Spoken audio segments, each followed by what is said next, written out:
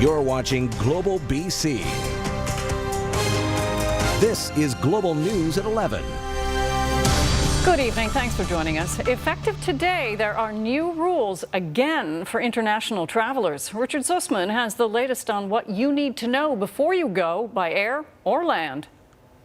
It's starting to look a lot more normal at Vancouver International Airport. As Christmas lurks, passenger numbers are increasing. But like so much in this pandemic, many things are still far from normal. There is a lot more that people have to think about. One of the things that we're asking people is that they have a little more patience with us. British Columbia's busiest airport reminding travelers of the new rules.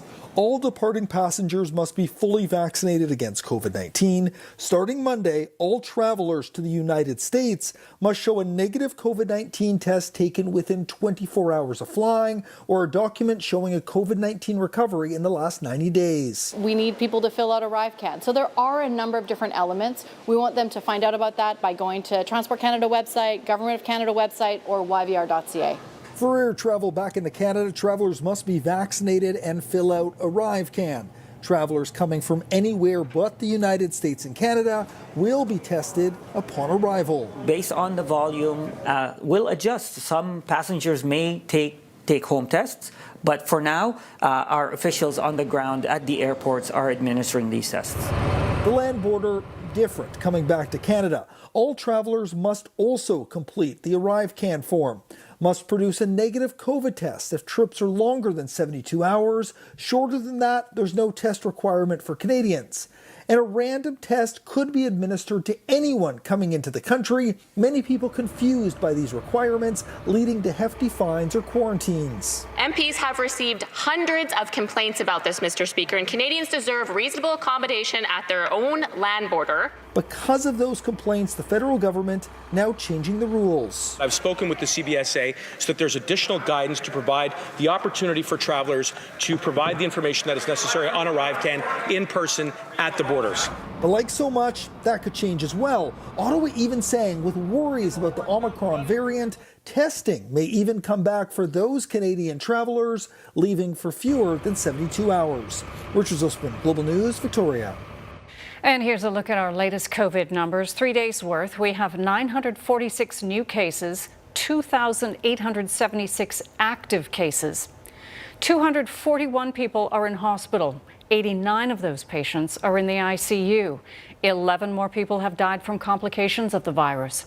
And just over 88% of eligible British Columbians 12 and older are now fully vaccinated. Well, just a week out from record flooding, residents of southwest BC woke up to the first major snowfall of the season this morning. First time for the year?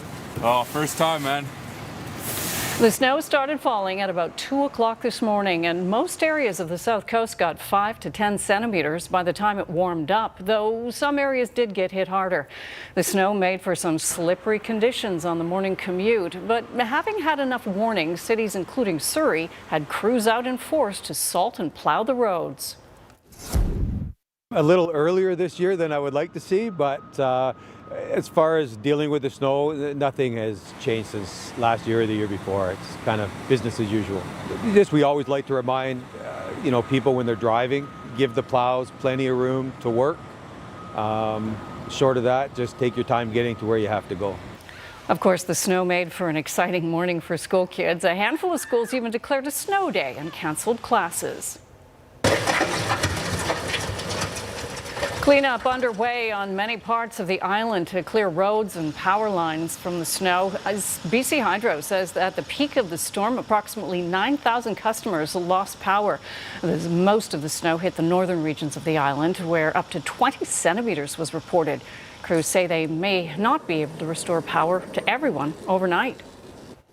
It's a myriad of factors that can slow the work, and unfortunately, I don't think we're going to get everybody up tonight. I know crews are working hard to try and do that, probably be working through the night. It all depends on the damage that crews face when they get there and how long that'll take to repair, and the challenge of actually getting to where the outage is. So all those factors will come into play in regards to restoration. schools were also closed to affected areas due to treacherous road conditions and power outages. Now to the flood situation. While the recovery and repair work is picking up steam, some key pieces of infrastructure, notably the Coquihalla and Highway 1 through the Fraser Canyon, still won't be passable for more than a month at the earliest. And Highway 3 remains limited to essential traffic only. As John Waugh reports, that means it's going to impact a lot of plans for the holidays. As a fresh blanket of snow covered up some of the chaos caused by recent flooding. It only served as a chilling reminder of the enormous cleanup that has only just begun here in British Columbia. We still face challenges in our recovery efforts because of winter conditions, including snow in many impacted areas over the weekend. Despite added challenges, the province says things are slowly moving in the right direction, starting with this weekend's restart of the Trans Mountain Pipeline. That is very positive news. But along with that, we also need to remember that the pipeline has to be brought up to speed slowly.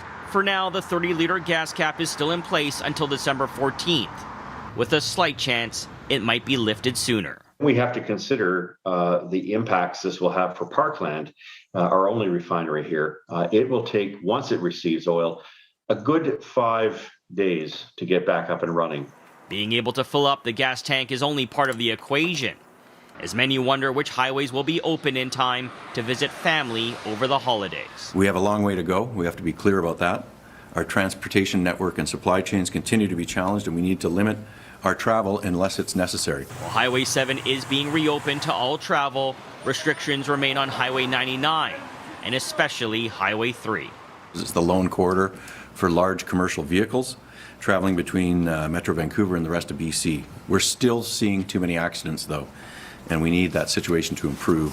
In Abbotsford, where a state of emergency has been extended another week, the focus is getting evacuees back into their homes, with orders now lifted in the central area of the Sumas Prairie. We know that for many of the residents, returning to their homes and farms will not be easy, and some still wait for orders in their area to be lifted. While in some ways the colder temperatures might have helped stem the snow melt, it can't hide the harsh reality that back to normal for so many is still a long way to go. John Hua, Global News. A new report on a devastating wildfire in 2017 says First Nations should be much more involved in both fighting fires and the recovery efforts afterwards. The report by a UBC researcher looks at the Elephant Hill fire, which burned more than 190,000 hectares and destroyed more than 100 homes in the Ashcroft area. It was determined to have been started by smoking or smoking materials. The report says the fire could have been much better managed had firefighters included the local First Nations who had more extensive knowledge of their territories. Basically just did not listen to the local ranchers or the local First Nations communities and said that they were the professionals and they knew what they were doing. And then the next thing we know, that fire blew up and destroyed Loon Lake area, Pressy Lake, homes after homes after homes. And that did not have to happen had they listened to local First Nations. BC Wildfire says while it's involving more Indigenous people in the fight now, they're also cautious because it's now seeing new behaviors from wildfires that even seasoned, trained firefighters have never seen before. Canucks owner Francesco Aquilini addressed many questions today after the Canucks cleaned house